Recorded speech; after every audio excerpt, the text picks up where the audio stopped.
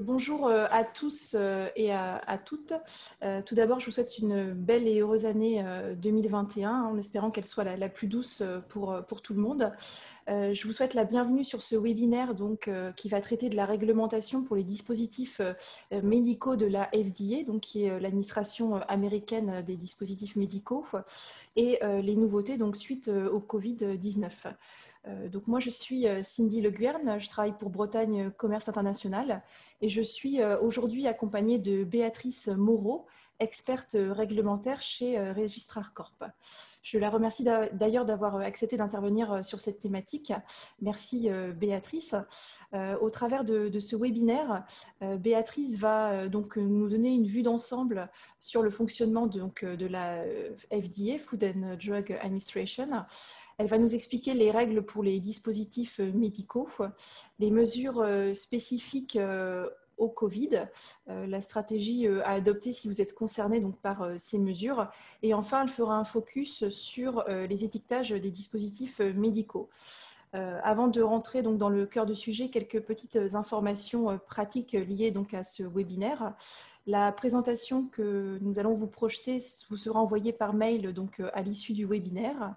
Je vous demanderai de répondre, s'il vous plaît, à l'enquête de satisfaction que vous verrez apparaître sur votre écran lors de votre déconnexion. Nous avons mis quelques questions et nous aimerions vraiment avoir votre feedback sur ce webinaire. N'hésitez pas également à nous remonter des thématiques que vous souhaiteriez que l'on développe lors de ce type de réunion d'information. Le webinaire est filmé et il sera disponible en replay sur notre plateforme numérique BCI Info. Votre caméra et votre micro sont désactivés. Vous pourrez poser vos questions en live. En bas de votre écran, vous verrez que vous avez un module qui s'appelle Q&R, donc questions et réponses. Je vous inviterai au fil de l'eau, quand les questions vous viennent, à les inscrire sur ce module, plutôt que évitez s'il vous plaît le module chat. C'est plus simple pour nous de centraliser vos questions sur le module QR.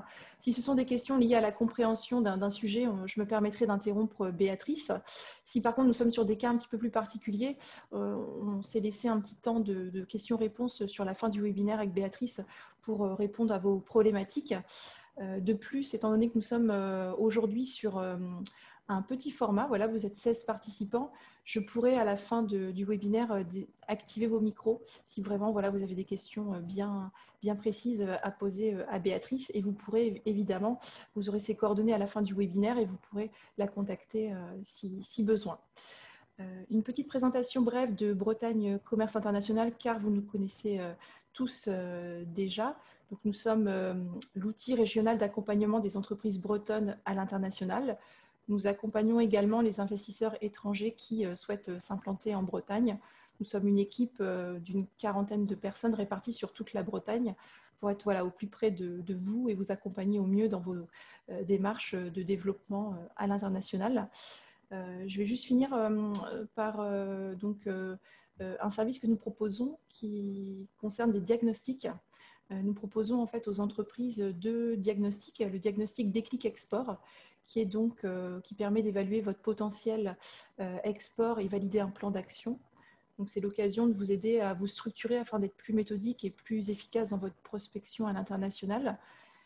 Et nous proposons également un autre diagnostic qui s'appelle le diagnostic TACI, les techniques administratives du commerce international, qui permet de balayer vos pratiques à l'import et à l'export, vos pratiques plutôt administratives, d'observer vos procédures actuelles, de voir s'il y a des préconisations à vous apporter. C'est plutôt un balayage sur des points douane, transport, logistique, sécurisation des paiements, observation des documents export. Donc n'hésitez pas à nous contacter, vous aurez nos coordonnées sur la présentation si vous êtes intéressé par ces diagnostics. Je vais maintenant laisser la parole à Béatrice. Je vous souhaite à tous un excellent webinaire. Et voilà, Béatrice, à toi. Merci Cindy déjà d'avoir organisé ce webinaire. Bonjour à tous, bienvenue. Je vais me présenter rapidement. Donc, je suis responsable du bureau européen de Registrar Corp. Registrar Corp, c'est une société américaine spécialisée dans tout ce qui est FDA, donc vraiment les formalités FDA. On est un spécialiste réglementaire. basé à Hampton en Virginie. Et nous avons un bureau ici en Bretagne pour la France, mais aussi pour l'ensemble des pays européens. Donc, nous assurons, nous, le suivi de nos clients et la primo-information. Donc, vous verrez, vous aurez mes coordonnées à la fin du webinaire. N'hésitez pas à nous contacter, ça ne vous engage à rien et on vous renseignera. Et puis, aux États-Unis, il y a 150 personnes qui font les enregistrements, qui font les différentes démarches avec la FDA. Ce que je vais essayer de faire aujourd'hui, c'est vous donner une idée assez synthétique, assez globale du contexte réglementaire, de façon à ce que vous puissiez vous orienter correctement par rapport à votre cas précis. On va le voir, les dispositifs médicaux, vous êtes dedans, vous savez ce que c'est un océan, une galaxie, il y a tellement de produits différents, tellement de réglementations différentes et de niveaux de réglementation différents. L'important, c'est de savoir quel aiguillage il faut prendre et comment bien connaître en fait les administrations auxquelles on a affaire, la façon dont elles sont organisées, pour éviter de perdre du temps, tout simplement, et pour prendre les bonnes décisions. Alors, de quoi allons-nous parler? D'abord, je vais vous expliquer le processus réglementaire FDA dans son ensemble, de façon à ce que vous en ayez bien toutes les étapes. Et je vais commencer par vous expliquer le processus qu'on appelle pre-market, puisqu'aux États-Unis, bon, un peu comme dans d'autres pays d'ailleurs, vous avez une phase pre-market. Donc, qu'est-ce qu'il faut faire avant de pouvoir mettre un dispositif sur le marché? Et puis une phase au moment où on met le dispositif sur le marché. Donc là, selon le type de dispositif, on va avoir plus ou moins de choses à faire avant de pouvoir mettre son dispositif sur le marché. Et puis ensuite, une fois qu'on le met sur le marché, eh bien, on va avoir des obligations dont on va parler dans une deuxième phase, le point 2, où on va parler des enregistrements à la FDA et de toutes les obligations qui vont aussi avec l'enregistrement et pour lesquelles là, il n'y a pas forcément de blanc-seing qui vous est donné par la FDA, mais un engagement de votre part à suivre les réglementations exactement comme si vous étiez américain. Je vous parlerai bien sûr d'actualité. D'ailleurs, il y a eu, la FDA a envoyé des emails cette nuit à certaines entreprises du dispositif médical, donc ça tombe bien. Donc je vous parlerai de ce qui se passe avec les dispositions spécifiques liées à la Covid, qui ne concernent pas tous les dispositifs, bien sûr, mais les dispositifs en tension par rapport aux besoins liés à cette épidémie. Je finirai justement sur ce dont je parlais tout à l'heure, c'est-à-dire tout ce que vous êtes censé faire suivant le principe que nul n'est censé ignorer la loi, à savoir l'étiquetage des dispositifs médicaux avec UDI, qui est la réglementation en relation, les reportings aussi d'effets indésirables, qui suivent une mécanique bien spécifique aux États-Unis qu'il faut connaître. Et bien sûr, les engagements par rapport au GMP. Donc, on va balayer, ça va aller assez vite. Et puis, si après, vous avez des questions spécifiques, on pourra les développer dans la discussion. Et si c'est vraiment aussi très spécifique par rapport à votre cas, n'hésitez pas ensuite à me passer un email et on essaiera de vous renseigner au mieux. On va donc démarrer avec la présentation du processus réglementaire et puis la phase préalable à la mise sur le marché. Donc déjà, pour avoir une idée très générale du processus, la première chose à faire si vous n'êtes pas trop sûr de la façon dont votre dispositif est réglementé, c'est d'aller regarder la classification FDA. Donc, vous êtes habitué à la classification européenne. Moi, j'ai beaucoup d'entreprises, elles me téléphonent et commencent à me dire, voilà mon dispositif, oui, je connais la classification, c'est un 2B, bon, très bien, sauf qu'un 2B, c'est européen. Donc, il va falloir re-regarder au niveau de la classification FDA comment le produit est classifié, puisque la classification FDA, elle a sa propre logique, si vous voulez. Donc, il va falloir, même si vous connaissez votre classification européenne, il va falloir re-regarder comment ça fonctionne au niveau des États-Unis. Et alors là, bon, je vous ai mis un schéma qui est un schéma un petit peu général, qui est un peu simplifié, mais grosso modo, c'est ça. Il y a aussi 3 classes de risques, classe 1, classe 2, classe 3. Donc, on arrive aux classes 3 avec les dispositifs de plus grand risque. Classe 1, ce sont les dispositifs qui, en général, ont un faible risque. Vous voyez qu'en général, on va lier la classe avec des exigences pre-market ou non, puisque vous voyez qu'en classe 1, en général, il n'y a pas d'exigence pre-market, c'est-à-dire que vous n'avez pas de dossier préalable à déposer à la FDA. Alors, il y a quelques dispositifs de classe 1, cependant, qui nécessitent un 510K, ce qu'on appelle la pre-market notification, comme la plupart des dispositifs de classe 2. Et il y a aussi quelques dispositifs de classe 2 qui, eux, sont exemptés. Donc, on va voir ça tout à l'heure. Hein. Bon, mais disons que la majorité des dispositifs de classe 1 sont plutôt des dispositifs qui n'ont pas besoin de dossier préalable. Ça veut dire que je vais pouvoir directement passer à la case enregistrement, donc le point 2 de la présentation. Alors que les dispositifs de classe 2 ou classe 3 nécessitent un dossier pre-market, donc un dossier préalable à la mise sur le marché, un dossier de validation qui va, pour les dispositifs de risque moyen, s'appeler la pre-market notification ou 510K. 510K, c'est tout simplement le numéro de la réglementation. Hein. Et pour les dispositifs de risque supérieur, ce qu'on appelle le pre-market approval. Donc, dans les deux cas, ce sont des dossiers préalables, mais on verra que le contenu est un petit peu différent et la façon de prendre le dossier est un petit peu différente. Donc, où est-ce que je sais ce que je dois faire? Eh bien, c'est dans la classification. On va voir ça tout à l'heure. Et puis, une fois qu'on a, je dirais, passé cette phase préalable, alors soit qu'on n'a pas besoin de dossier préalable, soit qu'on a obtenu la validation de son dossier préalable, hein, que ce soit 510K ou PMA, donc avec des délais qui sont différents selon les niveaux de dossier, eh bien, on va passer à l'enregistrement. Hein, donc ça, c'est la deuxième phase, où là, selon qu'on est américain ou qu'on est basé hors des États-Unis, il y a une seule différence, c'est que si vous êtes hors des États-Unis, en plus de vous enregistrer, au moment de l'enregistrement, vous devrez désigner quelqu'un sur le sol des États-Unis qui s'appelle un US Agent, et je vais vous expliquer ce que c'est, à quoi ça sert. Nous, c'est un peu notre corps de métier chez Registrar Corp. On enregistre les établissements. Alors, quand on parle d'établissement, on parle de fabricants, mais on verra qu'on parle aussi de distributeurs, d'exportateurs, d'importateurs. Donc, au niveau du dispositif médical, en quelque sorte, tout le monde s'enregistre. Hein.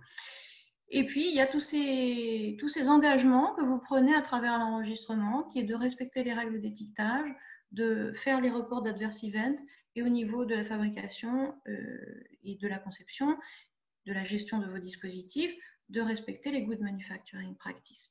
Alors, les enregistrements, on verra aussi, il y a une phase de renouvellement tous les ans. Donc là, on sort de la phase de renouvellement, c'est-à-dire que entre octobre et décembre, eh bien, les entreprises ont renouvelé leurs enregistrements pour l'année 2021.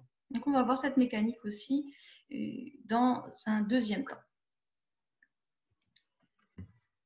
Alors, sur la phase pre-market, je vous ai dit, la première chose à faire, c'est aller voir la classification. Nous, c'est ce qu'on fait systématiquement. Quelqu'un qui nous contacte, hein, avant même de lui dire si on peut l'aider, eh bien, on va lui demander quelques détails sur son dispositif et on va aller voir la classification pour savoir s'il y a besoin d'un dossier préalable ou non, quel dossier, si les GMP s'appliquent ou non, etc. Alors, on a vu tout à l'heure, donc 3 classes de risque, sachant que la classification, elle fonctionne sur un mode un petit peu particulier à la FDA qui s'appelle l'intended use. Hein. Donc, on va classer les dispositifs en fonction de à quoi ils servent, à quoi ils sont destinés. Et on va voir qu'il y a beaucoup de définitions dans la classification par rapport à cette intended use. Donc, la classification, ce sont des chapitres du Code of Federal Regulation, donc le CFR, hein, dont vous avez les références ici sur la slide. Et vous voyez qu'il y a 16 domaines dans lesquels les dispositifs sont classifiés. Mais à l'intérieur de chaque domaine, vous avez des définitions pour chaque type de dispositif. Et effectivement, on a plus de 1700 définitions dans la classification. Donc, vous voyez que c'est hyper précis et qu'il faut vraiment aller trouver à quoi correspond votre dispositif. Et ensuite, une fois que vous aurez trouvé votre dispositif dans la classification, eh bien, tout le reste va couler de source et ça va être hyper simple de savoir quel chemin il va falloir prendre. Donc, il faut... Parfois, les gens vont un peu trop vite, ils disent « Ah oui, je dois avoir besoin de 510K ». Et en fait, ils ne passent pas assez de temps sur la classification, donc j'insiste un petit peu là-dessus. C'est une ressource hyper importante pour vous. Il y a énormément d'informations dessus, je vais vous le montrer. Et je dirais que c'est vraiment la porte d'entrée. Nous, c'est systématique. À chaque fois que quelqu'un nous contacte, remplit un questionnaire, ça va à notre service medical device et on ne définit pas la classification pour vous, c'est vous qui connaissez votre dispositif, mais on va vous suggérer plusieurs catégories ou une catégorie qui nous semble correspondre de façon à ce que vous puissiez vérifier et gagner un peu de temps. Alors voici un extrait de la classification. Si on a 5 minutes, on ira même en ligne tout à l'heure sur le site de la FDA. C'est intéressant à regarder parce que vous voyez qu'il y a plein de choses. Donc, je vais vous expliquer un petit peu. C'est important que vous sachiez vous repérer dedans. Vous voyez que déjà, pour chaque dispositif, vous avez le nom du dispositif, donc, ou le nom de la catégorie de dispositif. Donc là, on est sur une prothèse. Et ensuite, on vous parle de la description de la regulation. Donc la regulation, on va la retrouver ici en bas. Hein. Regulation number, ici vous voyez 888 35 307. Et si vous cliquez sur ce numéro-là, on pourra faire l'exercice tout à l'heure, vous allez voir toute la définition. On va vous dire une prothèse de ce type-là, c'est comme ci, comme ça sert à ça, etc. Donc on va avoir des détails en fait dans la définition de la classification. Vous voyez aussi qu'on retrouve ici la catégorie dont je parlais tout à l'heure, et puis le product code. Donc, ce qu'il faut bien comprendre, c'est que dans une regulation, par exemple sur ce dispositif-là, vous pouvez avoir plusieurs sous-catégories, et c'est ça qu'on appelle les product codes. Donc, vous pouvez avoir une regulation, et ensuite 5, 6 product codes pour avoir toutes les variantes de ce dispositif-là. Donc, vous voyez qu'il va falloir que vous regardiez en finesse, parce qu'il y a déjà les 1700 définitions, et en dessous, vous avez 3, 4, 5, 6 product codes parfois. Donc, il va falloir que vous identifiez et votre regulation et votre product code pour savoir en quelque sorte à quelle sauce vous allez être mangé et qu'est-ce que vous allez devoir faire en fait pour pouvoir mettre votre dispositif sur le marché. Et vous voyez qu'encore une fois, très vite, vous le savez, puisque la classification vous dit quel est le type de soumission. Donc là, on parle de soumission pre-market que vous devez fournir. Donc là, on vous dit, par exemple, pour ce type de dispositif, vous devrez fournir ici un 510K. Donc, on est sur la pre-market notification, on voyait tout à l'heure, la caractéristique des dispositifs de classe 2. Et effectivement, on vous dit que ce dispositif est de classe 2. Donc, vous voyez que on a lu 5-6 lignes et on a déjà appris plein de choses. On a pu cliquer aussi d'ailleurs sur la regulation pour avoir plus de détails sur la classification. Mais ne nous arrêtons pas là parce que vous avez aussi plein d'autres choses intéressantes dans la classification. Vous verrez ça dans chaque définition, c'est un petit peu différent, donc c'est important d'y aller vraiment en détail. En particulier ici, on vous dit si les Good Manufacturing Practice s'appliquent ou non. Alors évidemment, pour les classes 2 et les classes 3, ça s'applique toujours. Il n'y a pas trop de doute. Si vous avez besoin de 510K, les GMP vont s'appliquer. Par contre, dans les dispositifs de classe 1, vous avez des dispositifs qui sont exemptés, donc c'est des dispositifs de très faible risque, mais qui sont exemptés aussi des GMP. Donc, c'est quand même important à vérifier si vous êtes dans ce cas-là. Parce qu'on verra tout à l'heure, le standard GMP américain, il est spécifique aux Américains. Donc, et vous voyez aussi quelque chose de très, très intéressant ici pour les gens qui ont des dossiers préalables à faire. Ce sont tous les consensus standards, donc tous les standards, en fait, que la FDA reconnaît. Donc, ça peut être des standards de test, des standards de composition, des choses comme ça. Donc, vous voyez ici dans cet exemple que vous avez pas mal de standards ASTM, par exemple, qui sont reconnus par la FDA. Ça veut dire que vous allez pouvoir vous y référer dans votre dossier 510K. Dans d'autres cas, la FDA a même ce qu'on appelle une guidance, donc un document de guidance. Ce n'est pas une regulation, donc ce n'est pas une réglementation, ça n'est pas un texte de loi que vous allez pouvoir apposer à la FDA en disant vous avez écrit ça. La FDA d'ailleurs dit toujours que c'est non-binding, mais cependant ça représente la position de la FDA sur un sujet. Et il y a pas mal de guidance, pour les... excusez-moi, il y a du bruit dans la rue. Il y a pas mal de guidance pour les dispositifs médicaux, pour les dossiers 510K. Donc, si vous voulez, vous pouvez avoir une guidance pour un type de 510K spécifique. Donc là, c'est intéressant pour vous parce que dans ce type de guidance-là, la FDA va vous dire, bon, pour ce 510K, il me faut tel résultat de test. Il me faut telle information sur la composition des matériaux. Il va me falloir telle ou telle chose. Donc, si vous avez une guidance pour le type de 510K que vous devez déposer, vous le saurez à travers la classification et vous aurez effectivement une grande aide pour déposer votre 510K, par exemple. Alors, il n'y en a pas pour tous les 510K, mais il y en a quand même pas mal. Et si vous en avez une, elle sera ici listée dans la classification. Donc, pour aller un petit peu plus dans le détail dans la soumission de pre-market notification, qui est finalement la plus répandue en termes de dossiers préalables. Il y a des PMA pour les dispositifs de risque le plus important, Mais la plupart des dossiers en quantité, si vous voulez, préalables, ce sont les dossiers de 510K.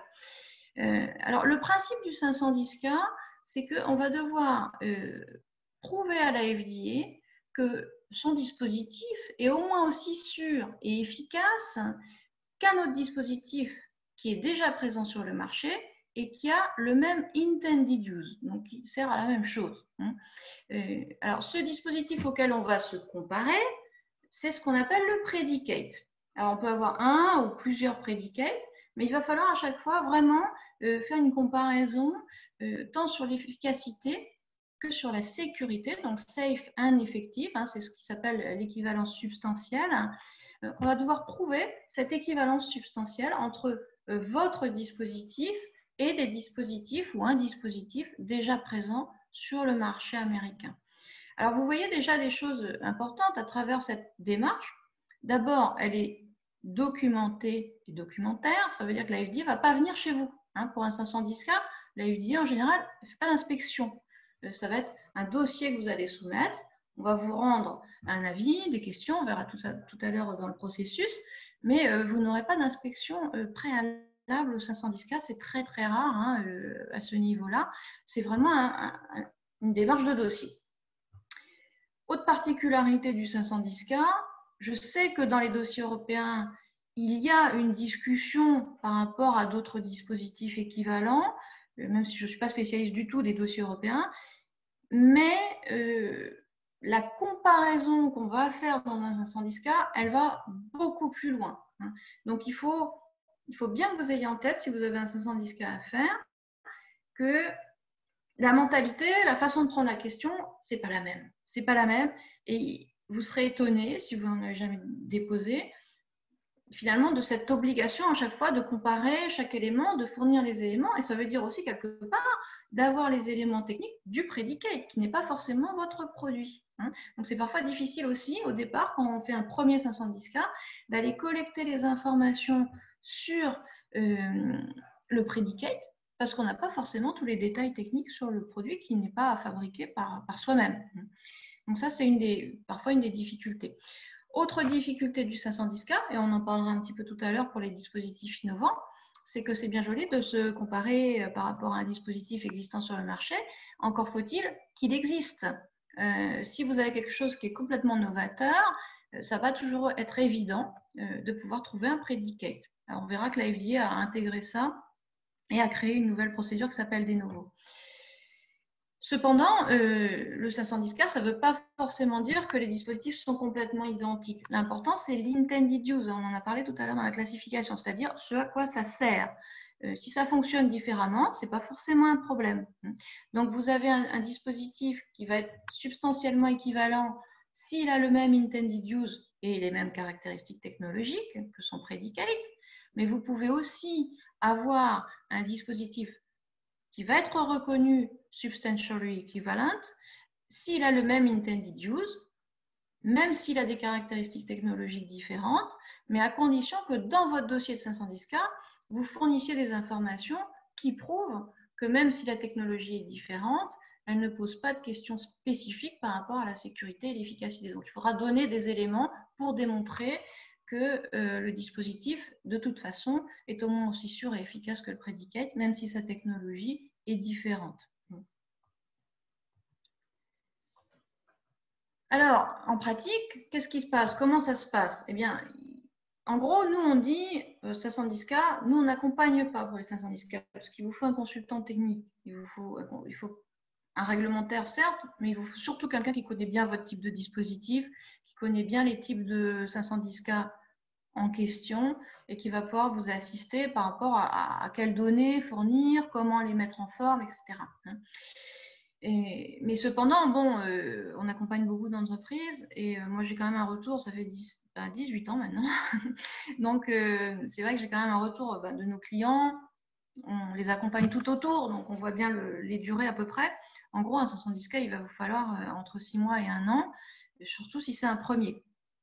Pourquoi, si c'est un premier, c'est plus long? Parce que si vous avez déjà déposé un 510K, souvent vous allez utiliser votre premier dispositif autorisé comme predicate des autres, parce que les autres sont peut-être des variantes, mais grosso modo vont avoir le même intended use. Donc évidemment, dès que vous utilisez vos dispositifs comme predicate, c'est beaucoup plus facile. Et puis en plus, vous avez déjà une première expérience. Mais cependant, voilà, vous devrez déposer votre dossier. Ça veut dire que vous allez prendre au moins quand même 2-3 mois sûrement pour le préparer. Et puis après, la FDA, elle a 60 à 90 jours pour l'évaluer. Donc vous voyez, on est arrivé encore à 2-3 mois. Et en général, la FDA ne revient pas avec un oui ou un non, elle revient avec des questions. Et là encore, elle va vous donner un délai pour y répondre. Donc vous voyez qu'on est arrivé en gros à 6 mois, 1 an pour obtenir la clearance letter. La clearance letter, c'est la lettre par laquelle la FDA vous dit, bon ben voilà, on a fini l'étude de votre dossier, on est d'accord qu'il n'y a pas de problème de sécurité ou d'efficacité, et donc on vous autorise à le mettre sur le marché. Donc ça, c'est ce qui s'appelle la clearance letter, et c'est ça qui va vous permettre d'aller à l'étape suivante, qui est l'enregistrement et toutes les autres obligations qui vont avec l'enregistrement. Alors, ça peut arriver qu'on vous dise au bout du deuxième round de questions, non, on n'a pas la réponse à nos questions et désolé, mais c'est terminé. C'est pas substantially équivalent. Donc, si ça vous arrive, le problème, c'est qu'il va falloir resoumettre un autre 510K. Il n'y a pas de discussion possible. Si à un moment la FDA vous dit c'est terminé, on n'a pas eu la réponse, préparez votre dossier autrement et revenez avec un autre 510K. Vous n'avez pas trop de solutions à part resoumettre un 510K, faire une demande de réassignation dans d'autres classes quand c'est possible, mais c'est quand même assez rare. Ou alors, si vous avez un dispositif vraiment novateur, passez par le dispositif de novo, je vais vous en parler tout à l'heure. Donc, si vous voulez, c'est quand même important à intégrer parce que le conseil que je vous donnerais, c'est n'allez pas trop vite. N'allez pas trop vite. Moi, j'ai vu beaucoup d'entreprises vouloir aller trop vite, par exemple, vouloir soumettre à travers un seul 510K 5 modèles différents du même dispositif. Résultat, vous avez une quantité de données absolument faramineuse à fournir à la FDA. Ils reviennent avec 40 questions et vous ne vous en sortez pas. Donc, si vous faites un premier 510K, c'est plutôt intéressant de vous restreindre au niveau du périmètre de façon à obtenir un premier 510K et puis ensuite, vos 4 ou 5 modèles suivants, vous pourrez utiliser le premier comme predicate. Donc, ça sera beaucoup plus facile. Donc, vous voyez que là aussi, on parlait de stratégie tout à l'heure. Il faut effectivement commencer par regarder comment on est classifié, par regarder de quelles ressources on dispose, est-ce qu'il y a une guidance, etc. Est-ce qu'on va se faire accompagner ou non? C'est votre choix, vous n'êtes pas obligé. Vous n'êtes pas obligé d'avoir un agent à cette phase-là. Il y a des fois des gens qui me disent il me faut un agent parce que je vais déposer un 510K. Non, l'agent, c'est par rapport à l'enregistrement. Là, vous pouvez choisir de vous faire accompagner ou non. Mais en tous les cas, il va falloir réfléchir au niveau de la stratégie et puis surtout budgéter. Parce qu'on verra, il y a des fees pour les dépôts de 510K, donc il faut payer une certaine taxe pour la révision du dossier. Et il y a deux choses. Je vous ai dit tout à l'heure, si vous arrivez au bout et que ce n'est pas accepté, vous ne récupérerez pas la taxe. Donc il faudra repayer. Et puis l'autre chose, c'est qu'en fait, le gros du budget, ce n'est pas forcément le fee de la FDA, ce sont aussi les tests que vous devrez faire, ça peut faire des budgets conséquents. Donc c'est vraiment hyper important de faire le point sur vos obligations réglementaires et sur le dossier que vous allez devoir déposer, parce que c'est aussi ça qui va vous permettre de faire votre budget et justement de travailler votre projet avec Cindy, avec les gens de BCI pour aller un peu plus loin dans le dossier, vous faire financer par BPI, etc. Alors, toujours dans les prix market, on était sur la classe 2, passons à la classe 3. Le PMA, là, on est sur un dossier d'autorisation pure où on ne va pas se comparer, en fait. On va devoir fournir beaucoup plus de données sur l'efficacité et la sécurité du dispositif, même des marges. De toute façon, c'est toujours la même chose qu'il faut qu'on prouve. Mais là, on va se comparer à personne et on va devoir donner des études cliniques, on va donner des résultats d'efficacité, de sécurité pour prouver que le dispositif est sûr et efficace. Donc un PMA, c'est beaucoup plus long, c'est beaucoup plus cher. Et puis, dans certains cas, ça nécessite aussi un accompagnement de la FDA au niveau des phases cliniques. Si vous regardez les fees, donc ce qu'il faut payer à la FDA au moment où on dépose un dossier, donc vous voyez ici sur la première ligne, c'est les 510K. Donc, vous voyez qu'il y a un standard fee et un small business fee. Donc, ça, c'est intéressant à savoir pour deux choses. Le small business fee, vous voyez que c'est quand même nettement moins cher. Donc, si vous rentrez dans les critères, ça peut être vraiment intéressant de le demander. Ne le faites pas au dernier moment. C'est une démarche à côté où là, vous allez juste devoir prouver à la FDA, donc ça veut dire entre autres passer aux impôts avant pour faire tamponner des documents, etc., que vous êtes une small business, hein, que vous rentrez dans les clous en gros. Hein. Et pour ça, il faut que vous prépariez ce dossier, donc c'est complètement à côté. Hein. Il y a une division de la FDA qui s'occupe de gérer ces small business. Et ils prennent 60 jours pour regarder votre dossier.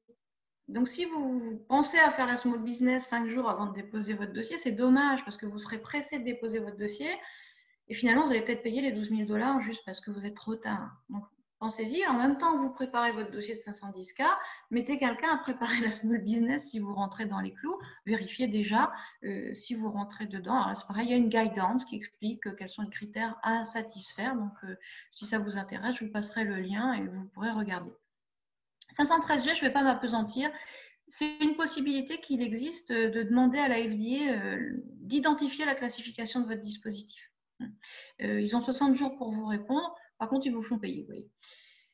Et puis pour les PMA, vous voyez que c'est tout à fait un autre budget pour la raison que je vous expliquais tout à l'heure. C'est-à-dire que derrière, il y a un accompagnement du dossier, une étude du dossier. Ça peut durer plusieurs années. Donc, c'est complètement un autre univers, je dirais. Et puis le de novo, alors vous voyez que ce sont des budgets non négligeables. Je vais vous en parler un petit peu. Ça fait partie des évolutions de la FDA. Je vais vous parler de ça juste après vous avoir montré un petit peu la synthèse.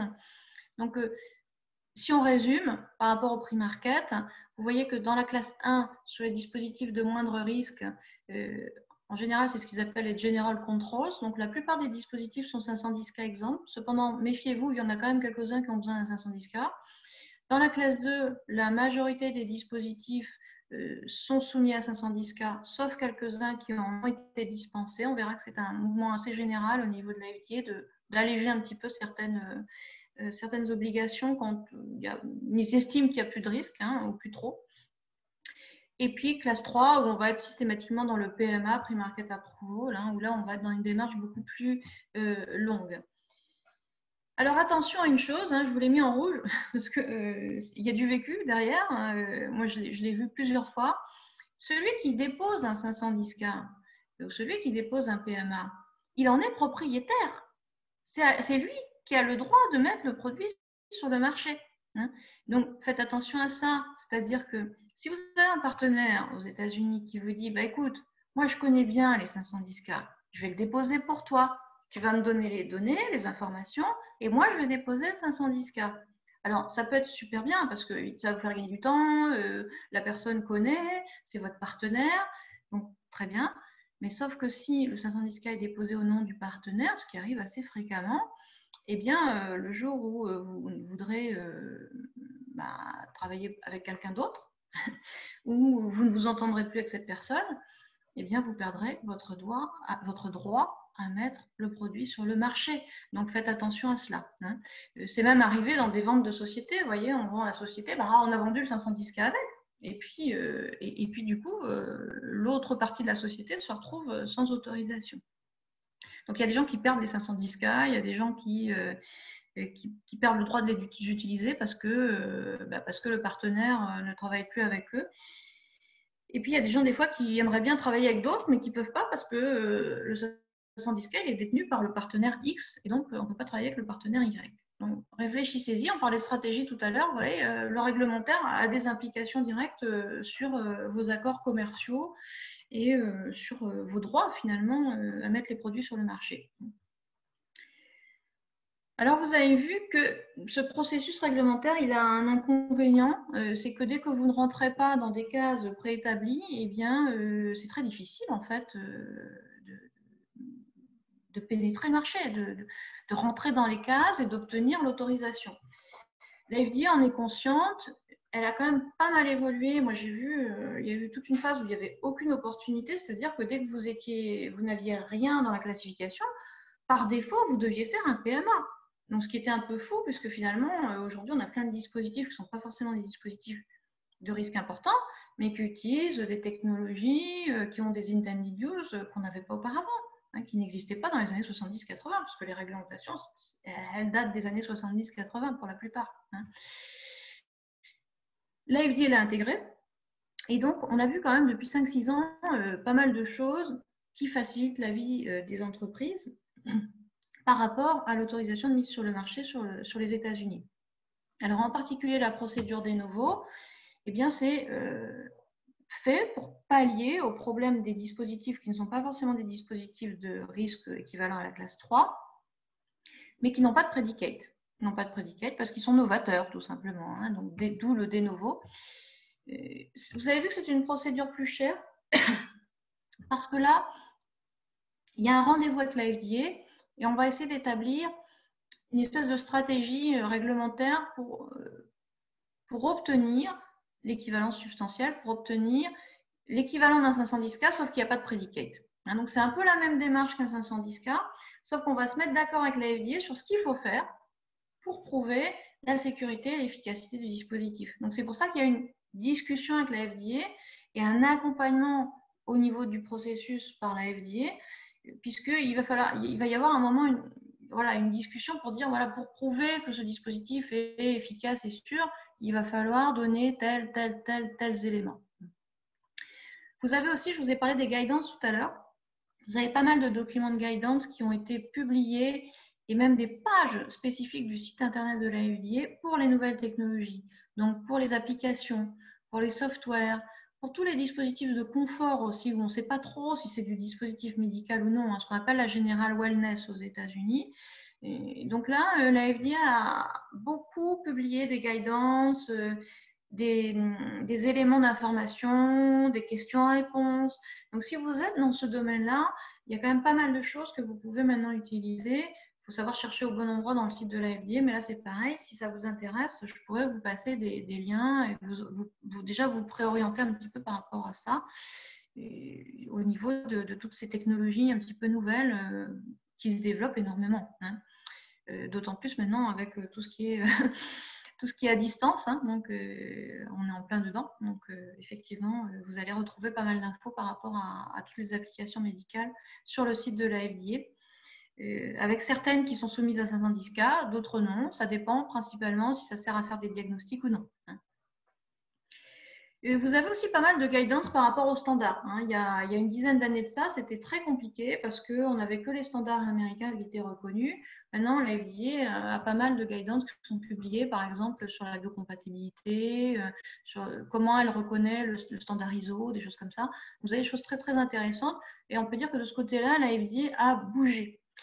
Et puis, vous avez quelque chose de très intéressant aussi à surveiller, c'est que si vous vous étiez interrogé sur la classification de votre dispositif il y a 7-8 ans, par exemple, puis après vous étiez dit, oh, il faut faire un 510K, c'est compliqué, j'ai pas le temps, voilà. Bon. Eh bien, la FDA, tous les ans maintenant, et depuis 3-4 ans, elle exempte une partie des dispositifs qui auparavant nécessitaient un 510K, elle les exempte de 510K. Donc, finalement, vous pouvez avoir regardé un moment le statut réglementaire de votre dispositif et vous être dit, il faut faire un 510K, c'est compliqué. Et aujourd'hui, si vous regardiez, peut-être que c'est différent. Donc là encore, je vous ai dit, il y a tellement de dispositifs et de définitions à voir. Mais c'est vrai que c'est un contexte évolutif malgré tout. Pendant longtemps, on n'a pas eu beaucoup d'évolution, mais là, personnellement, je trouve que depuis 4-5 ans, ça bouge bien. Et il peut y avoir des petites fenêtres qui s'ouvrent sans que vous en ayez eu conscience finalement si vous n'avez pas suivi régulièrement le dossier par rapport à votre type de dispositif.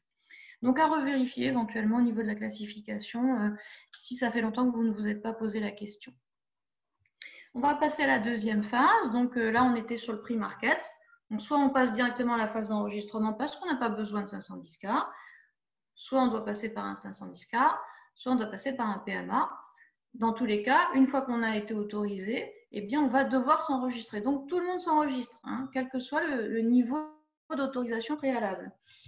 Et l'enregistrement, eh bien, c'est un processus où on va enregistrer l'établissement. Alors, l'établissement, en fait, on va voir, c'est tous les gens qui fabriquent ce qu'on appelle un dispositif fini. Donc, si je fabrique une pièce, je n'ai pas besoin de m'enregistrer. mais à partir du moment où je fabrique un dispositif fini, je dois m'enregistrer. Si je stérilise, je dois m'enregistrer. Les metteurs sur le marché, les exportateurs doivent s'enregistrer. Les importateurs doivent aussi s'enregistrer. Donc, vous voyez qu'il y a beaucoup d'intervenants qui s'enregistrent au niveau des États-Unis pour le dispositif médical. Donc, c'est vraiment une chaîne, si vous voulez, où chacun pratiquement va s'enregistrer, mis à part les gens qui font des pièces, hein, donc des éléments de dispositif qui ne sont pas finis, qui ne peuvent pas être vendus séparément. Donc ensuite, dans l'enregistrement, vous désignez à la fois un correspondant officiel, hein, qui est donc quelqu'un qui peut être dans l'entreprise ou externe à l'entreprise, mais qui va recevoir les correspondances officielles de la FDA. Et pour les établissements étrangers, vous désignez l'agent US. Hein, donc ça peut être la même personne, l'agent US et le correspondant officiel, ou ça peut être deux personnes différentes. Mais l'agent US, lui, on va voir tout à l'heure, il doit être aux États-Unis. Et vous allez obtenir pas mal de numéros finalement. Vous obtenez un numéro d'owner operator, donc un numéro de propriétaire, hein, qui identifie la société. Vous allez obtenir un registration number, donc qui est vraiment pour l'établissement physique. Hein, on parle bien là, non pas de la société, des bureaux, mais de l'établissement physique où éventuellement la FDA peut venir faire une inspection. Et puis, vous allez ce qu'on appelle lister les devices. Alors, lister, ce n'est pas vraiment lister. En fait, c'est vraiment un enregistrement de produit, hein, où il va falloir fournir certaines informations sur le produit, en particulier le product code, la classification, le numéro de 510K ou de PMA s'il y en a un. Et à chaque dispositif, on va recevoir un device listing number. Donc, vous avez le numéro d'owner operator, le numéro d'établissement, et pour chaque dispositif, le numéro de device listing. Donc, ça, c'est nécessaire pour passer la douane. Si vous n'avez pas les enregistrements, eh bien, vous ne pouvez pas mettre votre dispositif sur le marché. Et pour avoir vos enregistrements, si vous êtes soumis à 510K ou PMA, eh bien, vous devez avoir le numéro de 510K ou le numéro de PMA pour pouvoir faire l'enregistrement. Donc, vous voyez que tout ça, c'est aussi des moyens de contrôle de la FDA pour éviter que n'arrivent sur le marché des dispositifs qui n'auraient pas été autorisés ou même qui n'auraient pas été enregistrés. Hein. Alors, quand vous vous enregistrez, vous payez un fee annuel. Donc là, c'est annuel, c'est par établissement. Donc, chaque établissement va payer. Et cette année, pour 2021, c'est 5 546 $. Ça change un petit peu tous les ans parce qu'en gros, la FDA, elle fait son budget d'inspection. Elle dit, je vais avoir besoin de tant d'argent. Elle divise par le nombre d'établissements qu'elle pense devoir s'enregistrer dans l'année. Et ça vous fait le fee annuel par établissement. Donc, ça évolue un petit peu chaque année. Parfois, ça diminue, mais souvent, ça augmente un petit peu. Donc, aujourd'hui, voilà, c'est environ 5 500 $ au niveau du fee annuel. Ça veut dire que si, par exemple, il y a un sous-traitant, qu'ensuite, il y a quelqu'un qui développe des spécifications, qu'ensuite, il y a un exportateur et un importateur, ben, ça nous fait 4 intervenants. Ils vont chacun payer 5 546 $ au moment où ils vont s'enregistrer ou au moment où ils vont renouveler leur enregistrement, puisqu'on a vu tout à l'heure que ça se renouvelait tous les ans. Alors, l'enregistrement, effectivement, comment on le fait? Ben, il se fait électroniquement à travers un système électronique qui s'appelle le système FIRLS. Hein. Donc, ce n'est pas forcément quelque chose de très difficile, mais il y a quand même pas mal de finesse. Hein. Nous, par exemple, on a fait le choix de réaliser les enregistrements pour nos clients. L'agent n'est pas obligé de faire la partie administrative pour vous. Ça dépend des agents. Mais par exemple, nous, on a fait ce choix-là parce que même si c'est en ligne, qu'on peut se connecter avec un identifiant, un mot de passe, ce n'est pas aussi compliqué que pour les médicaments, par exemple. Bah, malgré tout, il y a toute une logique de l'enregistrement, il y a pas mal d'informations à fournir et surtout, il y a une maintenance. C'est-à-dire que vous vous enregistrez aujourd'hui, mais s'il y a un changement, ne serait-ce que dans votre email ou dans vos dispositifs, il va falloir mettre à jour avant l'année prochaine. Il va falloir mettre à jour dans les 60 jours suivant tout changement. Donc là, il faut que quelqu'un se préoccupe de la maintenance. Donc c'est aussi l'intérêt quand l'agent le fait, déjà d'avoir quelqu'un qui va vous faire penser au renouvellement, qui va vous faire penser aux mises à jour, qui va réagir quand vous lui direz que vous avez changé d'email, des choses comme ça. Alors c'est important parce que je vous ai dit tout à l'heure, inspection, je vous ai parlé d'inspection. Ce qui génère les inspections, mis à part pour les PMA, où là il va y avoir des inspections souvent dans la phase préalable, mais sinon, ce qui génère l'inspection, c'est le fait d'avoir un numéro d'enregistrement. Donc, à partir du moment où vous êtes enregistré, vous êtes inspectable. La FDA, elle inspecte une partie des établissements enregistrés tous les ans. Alors, cette année, ils ne viennent pas, ils ne peuvent pas venir avec la Covid. Donc, c'est une des conséquences de la Covid. Cependant, ça ne veut pas dire que ça va pas reprendre dès que ce sera possible à nouveau pour les inspecteurs de voyager. Alors, les enregistrements, une fois qu'on est enregistré, même si on s'enregistre par exemple au mois d'août, eh bien, il faudra quand même renouveler à la fin de l'année pour l'année suivante. Et pour pouvoir renouveler, il faut déjà commencer par payer la taxe, le fee annuel dont je vous ai parlé tout à l'heure. Je vous ai mis un petit lien, c'est tout ce qui est démarche de mise sur le marché sur le site de la FDA. Pour finir sur les enregistrements, les responsabilités de l'agent, c'est d'assister la FDA pour toute communication. Donc, la FDA peut le contacter à tout moment pour des questions purement administratives ou parce qu'elle a envoyé un email, personne n'a répondu. Et systématiquement, par contre, pour la planification des inspections, c'est le rôle de l'agent. Donc, pensez-y, parce que si vous utilisez un partenaire commercial, ça veut dire qu'il sera au courant de ce qui se passe par rapport aux inspections de la FDA. Donc, ça, c'est des choses que vous pouvez décider de partager ou non avec vos partenaires. Et la FDA, finalement, elle va considérer l'agent comme si c'était vous. Donc, si elle n'arrive pas à vous joindre ou si elle arrive à joindre l'agent en premier, elle va fournir les infos à l'agent et charge à lui de vous les retransmettre. Donc, c'est important que vous sachiez qui est votre agent et que ce soit quelqu'un de réactif pour pouvoir vous prévenir. Il y a des procédures qui nécessitent des réponses sous 5 jours, par exemple les inspections. Donc, c'est important d'avoir quelqu'un qui soit derrière vous pour vous dire hey, oh, vous avez reçu une notification d'inspection, est-ce que vous l'avez bien reçu? Est-ce que vous avez bien reçu le questionnaire? Est-ce que vous l'avez préparé? Parce qu'il faut répondre avant 5 jours. Pour finir sur l'overview réglementaire, eh bien, je vous engage à aller vous balader dans la base de données de la FDA. C'est intéressant, pourquoi je vous ai mis le lien là, c'est qu'ici, vous avez la base de données des établissements enregistrés. Donc, par exemple, vous pouvez aller voir si vous connaissez quelqu'un qui fait le même dispositif que vous cherchez votre predicate, vous pouvez aller voir ici qui est enregistré à la FDA, vous cherchez par nom, vous pouvez chercher par type de classification. Et puis, sur cette page-là, vous avez aussi tous les liens, c'est-à-dire que d'une base de données, vous pouvez basculer sur toutes les autres. Donc, vous voyez que vous avez une base de données de tous les 510 cas. Alors, vous ne pourrez pas accéder au dossier détaillé de 510 cas, mais vous pourrez accéder au summary, qui vous dit à peu près voilà, qu'est-ce qu'il y a dans le 510 cas. Et vous pourrez accéder aussi ici à la base de données des PMA, à la classification, donc le détail de la classification, les rappels, les guidance et aussi les standards. On a parlé tout à l'heure des standards. Donc, vous voyez que sur les bases de données de la FDA, vous pouvez récupérer plein d'infos. Et c'est important au début d'aller naviguer dedans, d'aller chercher les infos, regarder qui a les mêmes dossiers que vous, qui a les mêmes dispositifs.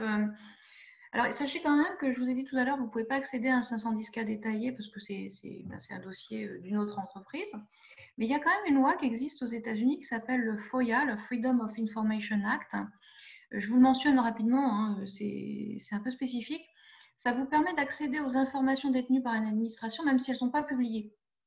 Ce qui fait qu'on peut faire un FOIA pour avoir le détail d'un dossier de 510 cas d'un concurrent, par exemple. Il faut savoir que c'est possible. Alors, il y a toute une procédure, c'est-à-dire que derrière, la FDA va contacter le détenteur du 510K, va lui demander de spécifier ce qu'il considère comme vraiment sensible et impossible à partager. Et à partir de là, la FDA va juger si effectivement elle cache ces informations ou non. Donc, ce que vous recevrez, ce sera une copie du 510K, du dossier complet, avec des parties noircies ou des parties coupées. Mais ça peut être aussi intéressant. Il faut savoir que vous pouvez éventuellement accéder au 510K de quelqu'un d'autre par la procédure du FOIA. Donc ça, c'est des choses qu'on fait de temps en temps. Pas forcément pour du 510K, d'ailleurs, pour plein d'autres choses. Mais on peut demander beaucoup de choses à l'administration américaine à travers la démarche de FOIA. Alors, vous voyez, vous avez vu un peu comment tout ça est organisé. Donc maintenant, ça va être assez facile pour moi de vous expliquer comment ça marche par rapport au dispositif Covid.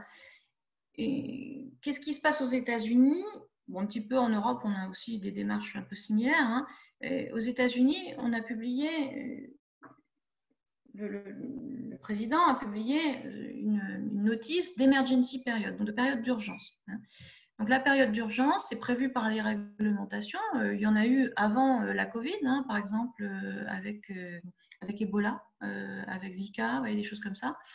Donc la notion de période d'urgence, ça va faire que la FDA peut déroger au processus réglementaire habituel sans publier une nouvelle réglementation.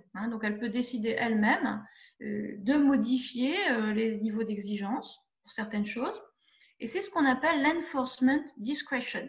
Donc, l'enforcement discretion, c'est le pouvoir de la FDA de dire, dans cette période bien particulière d'urgence, on va appliquer différemment les réglementations et on va apporter une certaine souplesse à certaines exigences, par exemple. C'est ce qui se passe avec l'emergency period pour la COVID, où là, vous allez avoir des assouplissements par rapport, par exemple, à l'exigence de 510K, voire même par rapport à l'exigence d'enregistrement.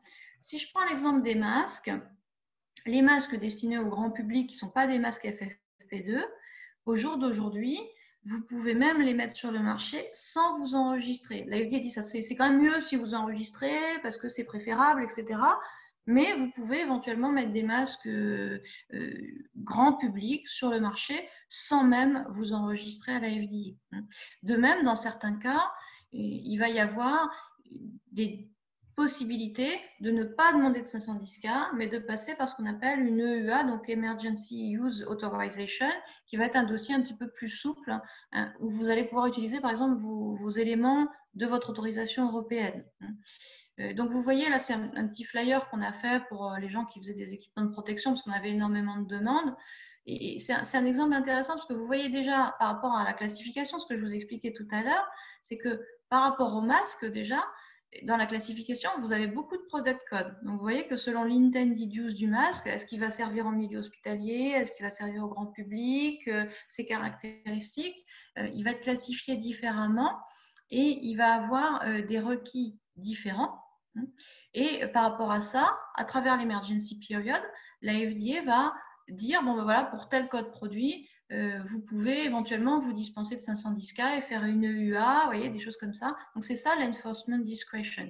Donc, vous voyez que pour certains dispositifs, par exemple, on a même carrément enlevé tous les requis. C'est ce qu'on appelle vraiment là l'enforcement discretion à 100%. C'est-à-dire, si vous voulez, vous ne faites rien, vous envoyez votre produit. Bon, après, si vous avez des problèmes, ils peuvent vous interdire, mais là, c'est autre chose. Mais pendant la période d'emergency, il y a des dispositifs où vous n'avez besoin de rien faire. Et puis, il y a d'autres dispositifs qui sont quand même des dispositifs de risque un peu plus importants, qui vont être utilisés en général en milieu hospitalier, où là, en général, c'est 510K. Et là, on vous dit, vous pouvez soit demander un 510K, soit demander une Emergency Use Authorization. Et donc ça, vous avez tout plein de pages, si vous êtes concerné, sur le site de la FDA, que vous pouvez consulter. Il y a des questions et réponses, il y a des guidance spécifiques par type de dispositif pour savoir ce que vous devez mettre dans votre Emergency Use Authorization, etc. Et donc, en fait, grosso modo, si vous voulez, le principe, c'est que au lieu de demander un 510K, donc de passer 3 mois, ensuite les 60 à 90 jours, etc., eh bien, on va faire un dossier un peu plus simple. On va se baser sur les dossiers éventuellement d'autorisation qu'on a eu dans d'autres pays. Et on va essayer de renseigner un maximum d'informations, mais la FDA va faire une revue un petit peu express de ces dispositifs. Dans certains cas, vous pouvez même les mettre déjà sur le marché pendant qu'elle fait la revue. Et puis, soit elle vous donne le UA et là, vous pouvez continuer, soit elle ne vous la donne pas et là, vous êtes obligé d'arrêter et par contre de rappeler vos dispositifs. Donc ça, ce n'est pas très confortable. Mais si elle vous donne le UA, eh bien, pendant cette période d'emergency, vous allez pouvoir mettre votre dispositif sur le marché sans passer par la phase de 510K.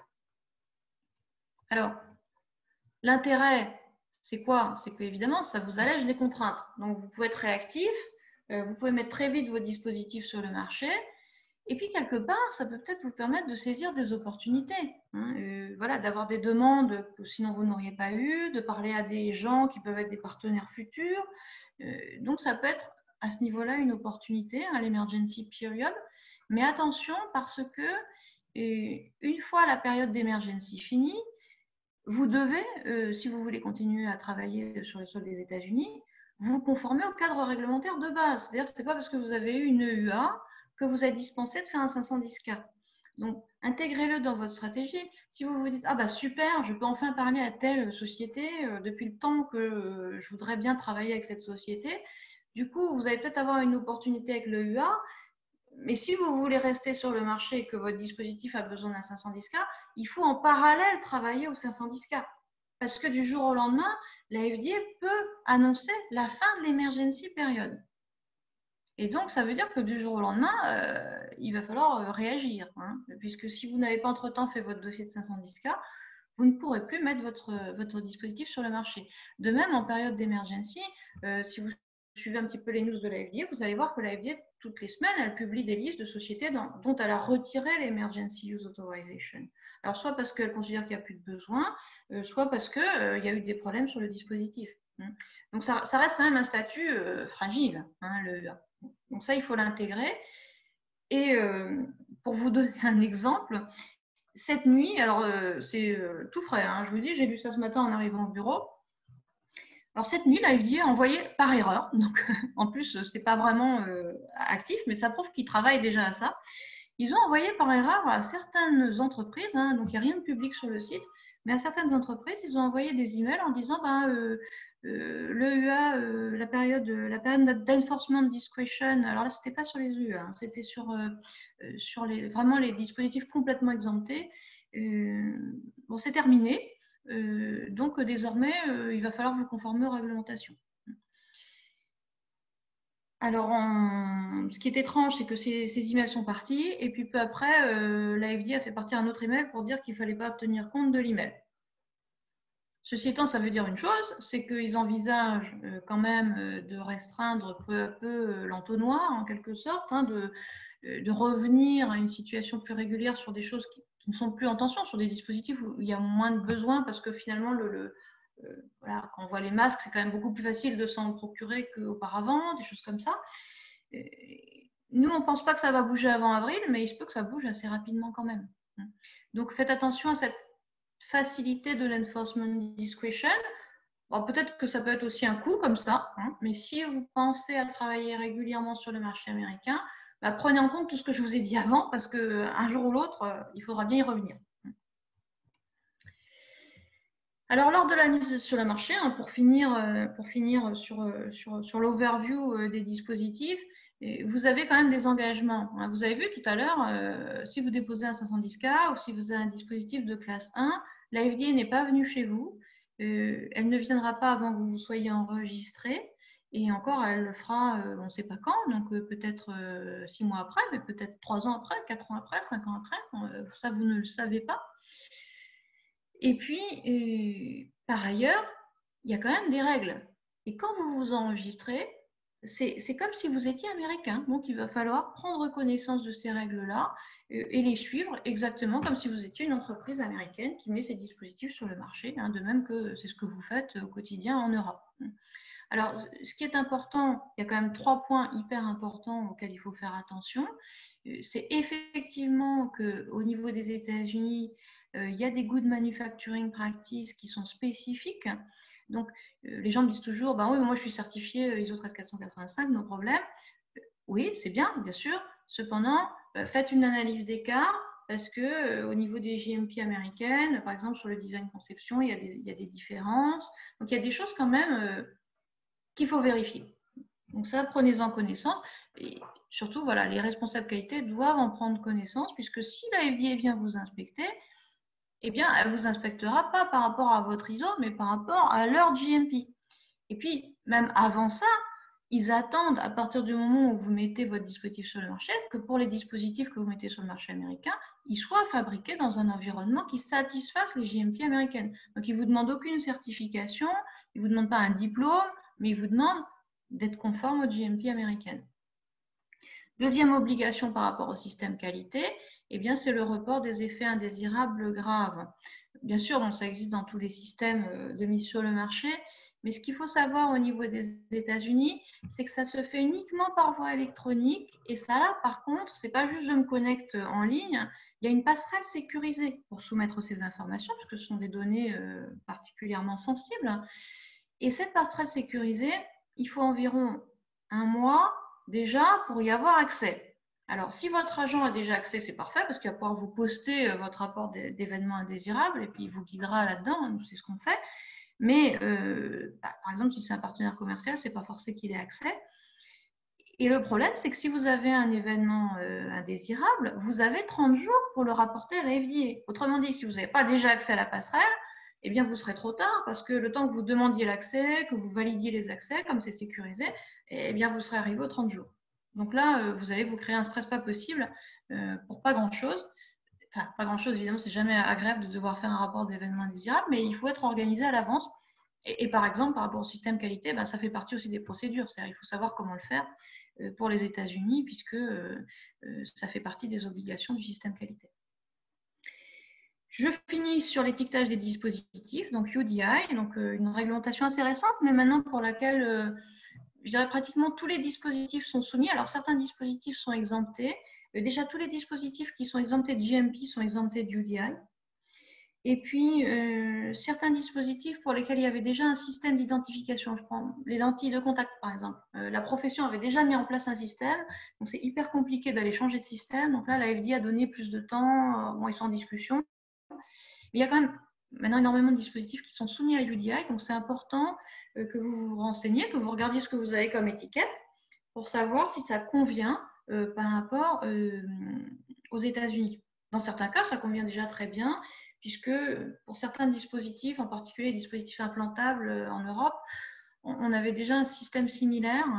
Et en général, comme nous, on compare un peu les étiquettes, on demande aux gens de nous envoyer leurs étiquettes pour voir ce qu'ils ont et leur expliquer comment ça marche aux États-Unis. En général, ça ne pose pas de problème. Par contre, il y a pas mal de dispositifs aussi européens où il n'y avait pas forcément de système UDI.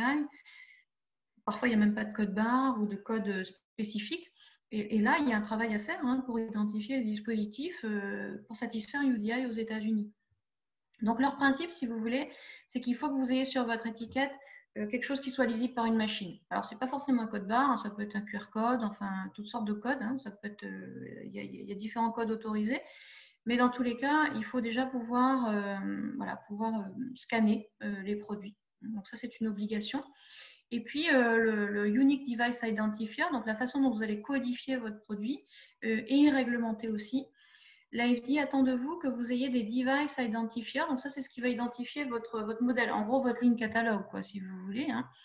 Cette partie-là, vous ne pouvez pas la générer vous-même. Il faut que vous l'obteniez d'une agence accréditée qui crée des codes. Donc GS1, c'est ceux qui créent les codes barres, etc. Vous avez 3 agences accréditées, dont vous avez les noms ici. Donc ça veut dire que pour identifier vos dispositifs, vous devez vous adresser à l'une de ces agences pour obtenir les codes.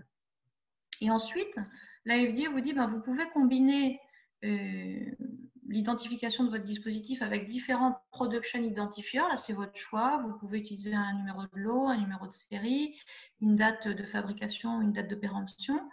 Vous pouvez utiliser une combinaison des 2, des 3, comme vous voulez.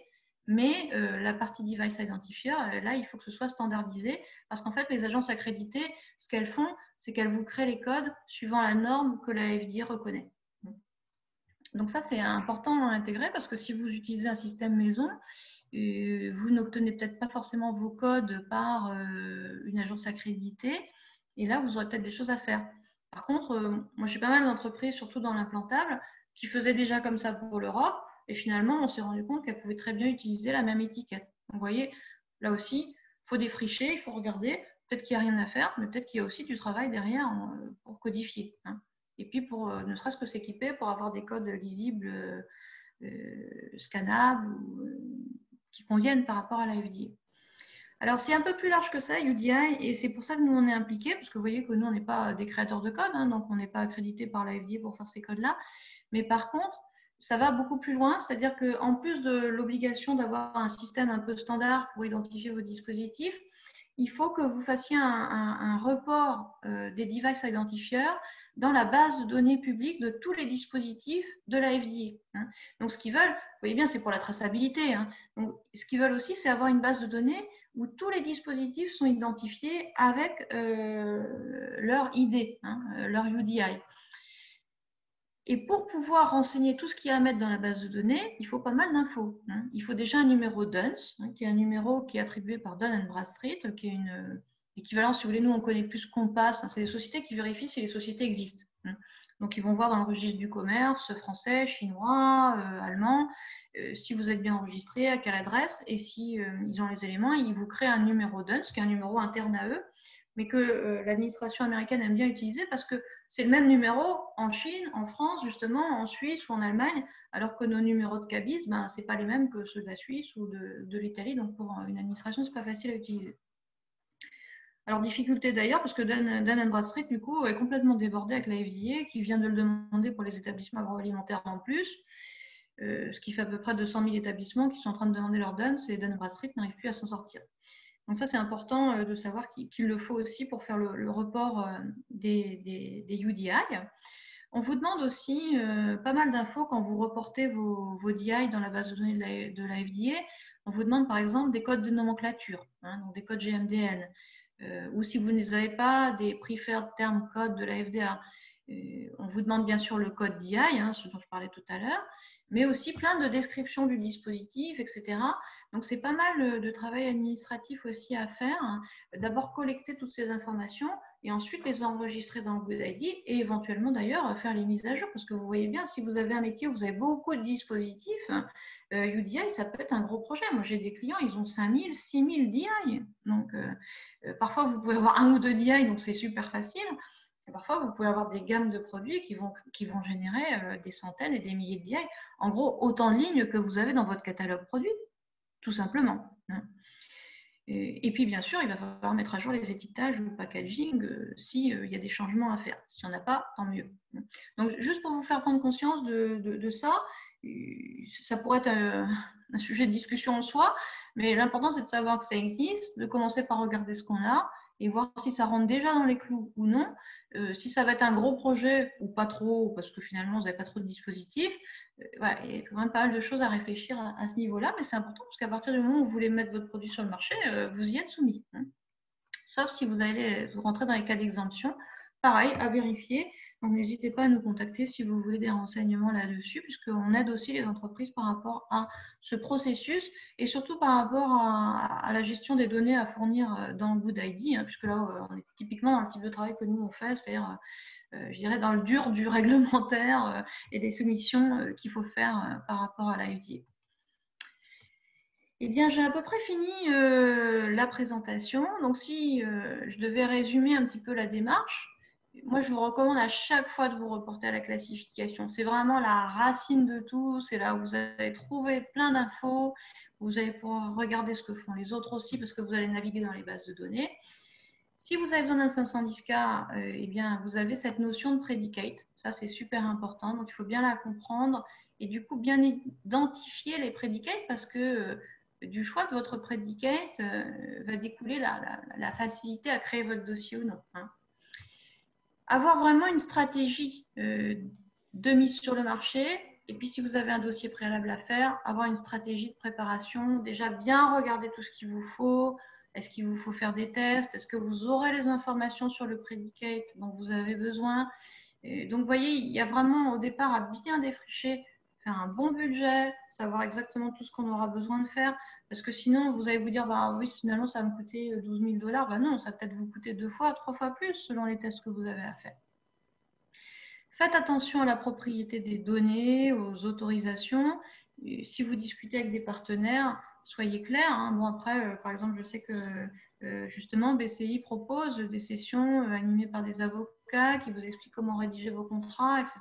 Nous, ce n'est pas du tout notre job, mais c'est vrai que j'en profite pour en parler parce que c'est des choses à prévoir. C'est des choses à prévoir. Si quelqu'un dépose et qu'il est propriétaire, je vous ai dit, ça peut des fois créer des difficultés. Et je vous l'ai dit aussi tout à l'heure, l'agence est obligatoire que quand on s'enregistre. Ça veut dire que dans les phases préalables, vous avez un choix à faire. Est-ce que vous faites accompagner? Par qui? Comment? Vous avez toutes sortes de consultants qui vont vous faire des services plus ou moins extensifs, aller vous proposer aussi d'un audit par rapport au GMP ou non. À vous de choisir. À vous de choisir. Sachez aussi voilà, que vous pouvez aussi trouver des informations, faire des FOIA. Mais encore une fois, vous avez dans votre stratégie à intégrer quel partenaire utiliser, à quel stade, puisque vous n'allez pas forcément avoir besoin des mêmes besoins en phase préalable et puis en phase de mise sur le marché.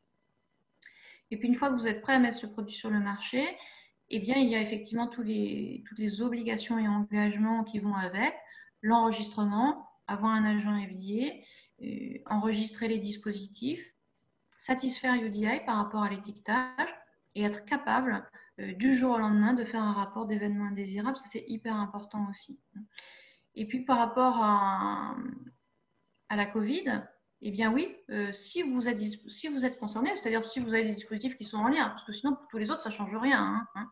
Mais si vous avez des dispositifs qui sont concernés, ben, ça peut être une opportunité. Les procédures sont simplifiées, mais attention, elles restent temporaires, hein. Donc si c'est un premier pas pour y mettre, je dirais, plus tard, vraiment une implantation ou une relation commerciale stable et solide, eh bien, il va falloir travailler en parallèle dès maintenant à la conformité réglementaire de vos produits de façon pérenne.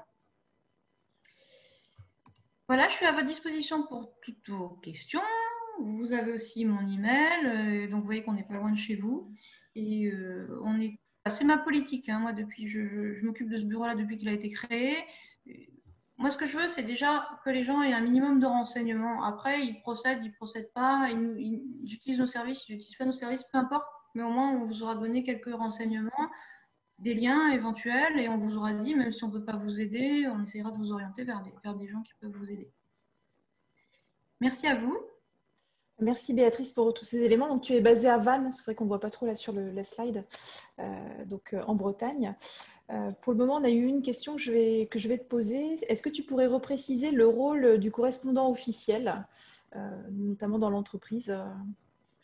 Oui, alors le correspondant officiel, c'est vraiment la personne de contact de la FDA. Alors, dans le temps, faut voir de quoi ça vient. Ça vient de l'époque où la FDA envoyait des courriers, ce qu'elle ne fait plus, elle envoie que des emails. Alors, à l'époque, le correspondant officiel, c'est celui qui recevait toujours les courriers. Moi, j'ai connu ça, c'est-à-dire que quand les gens nous utilisaient comme correspondant officiel et agent, on recevait les emails et les courriers, mais quand ils nous utilisaient que comme agent, on ne recevait pas les courriers. Donc des fois, bien souvent d'ailleurs, les gens nous utilisent pour les deux, parce que de toute façon, au cas où la FDA enverrait un courrier, c'est toujours plus facile de le recevoir aux États-Unis que de le recevoir en Europe. Du coup, voilà, c'est plus facile pour nous de le recevoir. Mais qu'est-ce qui reste de ça aujourd'hui? Je dirais pas grand-chose, sauf au niveau des comptes d'accès dans FURLS. C'est-à-dire que le correspondant officiel, il va avoir le compte principal dans le système FURLS. Et par exemple, nous, en tant qu'agent, on va utiliser ce qu'on appelle un sub-account. Donc, celui qui a le plus de potentialité de soumission, ça va être le correspondant officiel. Donc, il y a des entreprises qui choisissent de conserver le correspondant officiel dans l'entreprise. Il y a d'autres entreprises qui nous demandent d'assumer les deux rôles, si vous voulez. Dans tous les cas, l'agent ou le correspondant officiel, quand c'est une tierce partie, va servir de relais. Il ne va pas décider pour vous, si vous voulez. Mais par contre, il va s'assurer que ce soit bien reçu. L'intérêt, c'est que quand on est aux États-Unis, je vois, nous, la FDA, ils nous téléphone tous les jours. C'est-à-dire, s'ils ne reçoivent pas une réponse, ils nous passent un coup de fil. Donc, c'est ça l'intérêt. Mais aujourd'hui, je dirais qu'il y a beaucoup moins de différence qu'avant. Parce que la FDA, les courriers, elle n'en envoie pratiquement pas. Sauf en cas de gros problème. Moi, j'avais une question. Si on oublie de renouveler l'enregistrement entre le 1er octobre et le 31 décembre, qu'est-ce qui se passe? Alors oui, c'est intéressant. Et, ce qui se passe, c'est que les produits ne pourront plus passer la douane, ils ne pourront plus être mis sur le marché. Donc ça, c'est clair. C'est-à-dire que quelques temps après, alors là, ça va dans les prochains jours, la FDA va nettoyer la base de données. Donc, je vous ai dit, c'est public, la base de données de la FDA. Donc, quelques jours après le 31-12, la FDA fait un nettoyage et du coup, votre enregistrement il disparaît de la base de données publique.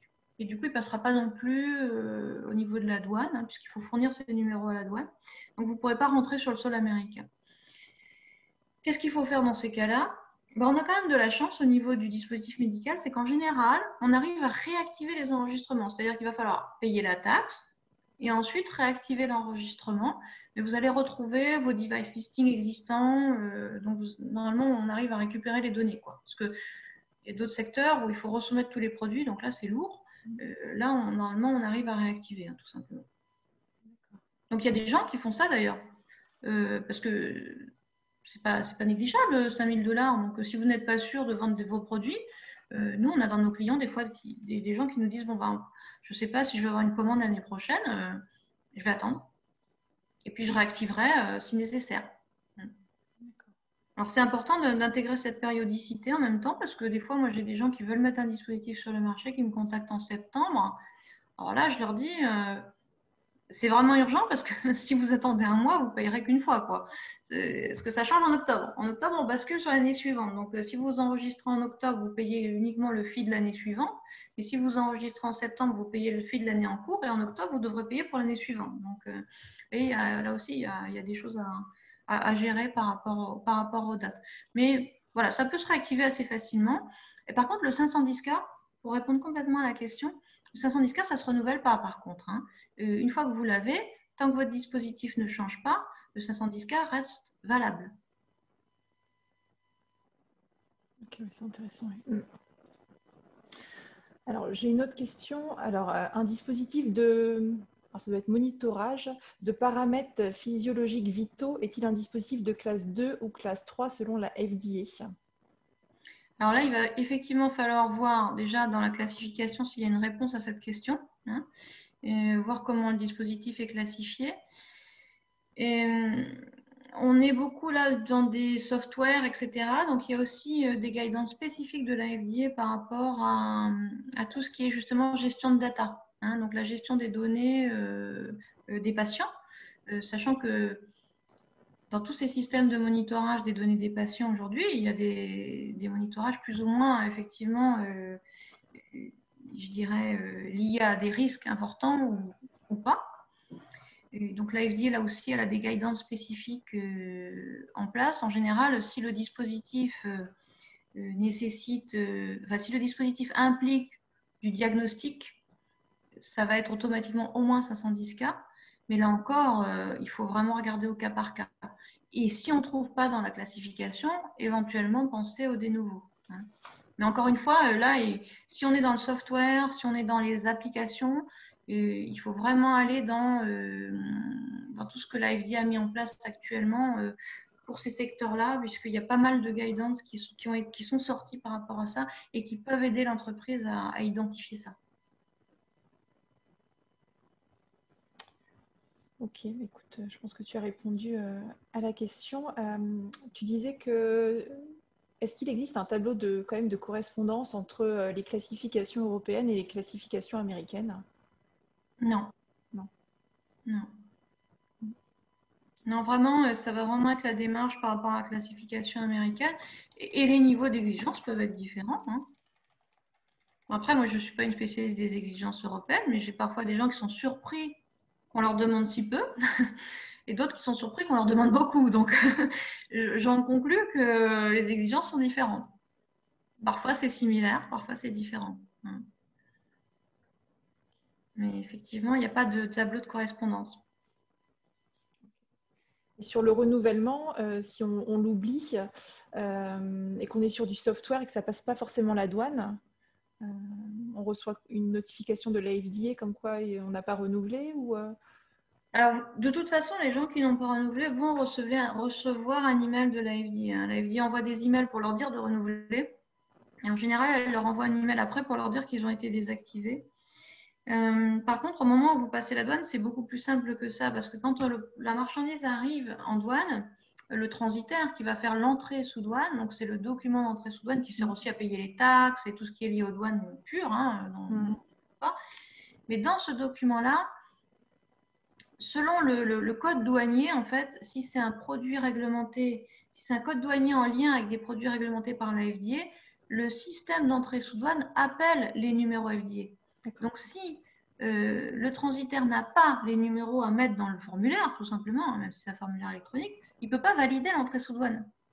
Donc, le produit, il ne pénètre même pas sur le sol américain, il est en attente de rentrer sur le sol américain parce qu'on ne peut pas faire la customs entry. Ils ne peuvent pas valider la déclaration douane, en fait.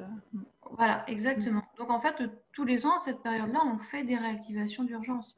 D'accord. Et est-ce qu'il y a des pénalités Non. Non, non. Vous payez et puis vous réactivez. Par contre, ça peut vous coûter quand même des frais au niveau du stockage. Oui, tout à fait. Je ne suis pas spécialiste, mais je vois bien que les gens sont pressés de, de réactiver parce qu'il y a des coûts derrière, si vous voulez, mais des coûts logistiques, des coûts de stockage en zone sous douane, etc. Quoi. Alors, j'ai une autre question. Quelles sont les durées moyennes d'obtention d'une PMA et d'un de novo? Et est-ce que la PMA doit être renouvelée? Alors les PMA, non, tous les dossiers d'autorisation, il n'y a pas de renouvellement, mais par contre, là, la FDA, elle inspecte beaucoup plus régulièrement. Et puis, il y a par contre parfois des obligations de rapport annuel. Mais ce qui se passe au niveau des délais, ben, alors PMA, je ne saurais pas vous dire parce que ça dépend vraiment des dispositifs, mais on compte plutôt en années. Hein, je vous ai dit, en 510K, on compte en mois. En PMA, on compte plutôt en années, mais ça dépend encore une fois des données que vous avez. Là, vous devez fournir des données cliniques. Et vous voyez, dans certains cas, les gens ont déjà les données cliniques. Mais dans d'autres cas, la FDA va leur dire, oui, mais vous avez des données cliniques, mais la population concernée, elle ne reflète pas la population américaine. Donc, il faudrait refaire une étude clinique. Donc, là, il y a des phases, hein, ce qu'on appelle les investigational device, etc. Donc, c'est effectivement plus en années qu'en mois. Le de novo, c'est censé aller un peu plus vite, puisque l'idée du de novo, c'est justement d'éviter aux gens de faire un PMA, parce que leur dispositif n'est pas un dispositif de très haut risque, mais il n'y a pas de predicate. Donc, vous voyez, ça a commencé en 2017 et il y a déjà eu des dispositifs qui ont été autorisés. Après, c'est vraiment chaque dispositif qui fait l'objet en quelque sorte d'une espèce de négociation avec la FDA, puisque là, on a un processus avec le rendez-vous avec la FDA, la discussion, etc. Et là encore, ça va dépendre des éléments qu'on vous demandera de fournir et si vous les avez déjà ou non. Donc, c'est très difficile de donner des standards.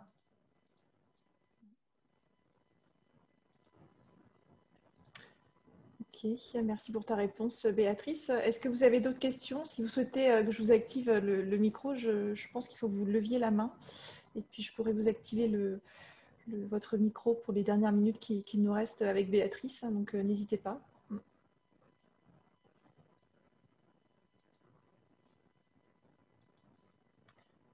J'ai plutôt l'impression, Béatrice, que tu as été très, très claire en tout cas. J'espère, mais en tout cas, surtout n'hésitez pas à nous contacter si vous avez besoin d'infos. Alors, on n'a pas forcément réponse à tout, mais on essaye d'être tous solidaires dans le secteur et de se renseigner et je dirais de faire avancer les choses tout simplement. Ok, bah écoutez, s'il n'y a pas d'autres questions, on va clôturer le webinaire. Donc, vous recevrez la présentation par mail dans quelques heures. Vous aurez les coordonnées de Béatrice hein, si besoin, donc n'hésitez pas. Merci en tout cas Béatrice pour ton temps, pour la qualité de ta prestation. C'est toujours très intéressant de se tenir informé sur les réglementations liées à la FDA. Donc j'ai une personne là qui te remercie et qui indique que c'était très intéressant. Donc, merci à tous. Merci à tous, s'il vous plaît, de prendre juste un petit peu de temps pour remplir l'enquête de satisfaction que vous allez avoir quand vous allez vous déconnecter. On a besoin d'avoir votre feedback, de voir les axes d'amélioration que l'on peut proposer lors de ce type d'événement. Donc n'hésitez pas à prendre un petit peu de temps pour remplir et répondre à ces différentes questions. Il va me rester à vous souhaiter en tout cas une excellente journée. Prenez tous soin de vous et puis je vais vous dire à bientôt. Voilà. À bientôt, Béatrice. Au revoir. Au revoir.